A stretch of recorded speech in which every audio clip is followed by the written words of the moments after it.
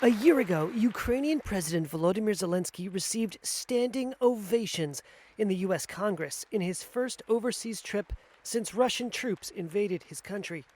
Ukraine is alive and kicking. He was seen as a fierce defender of an underdog nation that had stopped Moscow's mighty army at the gates of Kyiv. And Congress approved more than $110 billion in military aid. President Zelensky, But a year later, Zelensky is back in Washington, and he's running into a wall of partisan gridlock. Instead of addressing joint sessions of Congress, he met behind closed doors with lawmakers on Tuesday. Congress has approved no new assistance for Kyiv since a Republican majority took power last January. Republicans have been reluctant to sign off on a funding request from Democratic President Joe Biden. Republican House Speaker Mike Johnson said after meeting with Zelensky that Biden's administration must provide more detail about how the money would be used.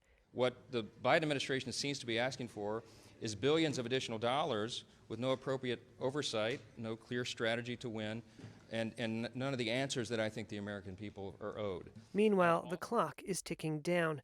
The White House told Congress earlier this month the government will no longer have funding to provide more weapons for Ukraine after the end of the year. Democratic Senate Majority Leader Chuck Schumer said Ukraine needed the assistance as soon as possible. He needs the aid quickly.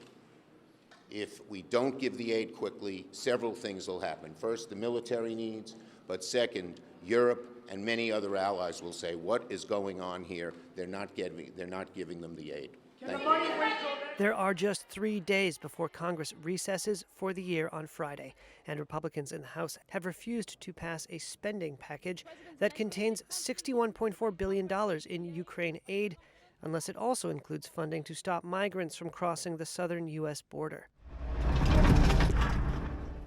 Bolstered by billions of dollars in U.S. arms, humanitarian aid, and intelligence, Ukraine was able to fend off Russia's initial attempt to sweep the country. But Kyiv failed to break through Russian defensive lines in a major counteroffensive push this year, and Russia is now on the offensive in the east.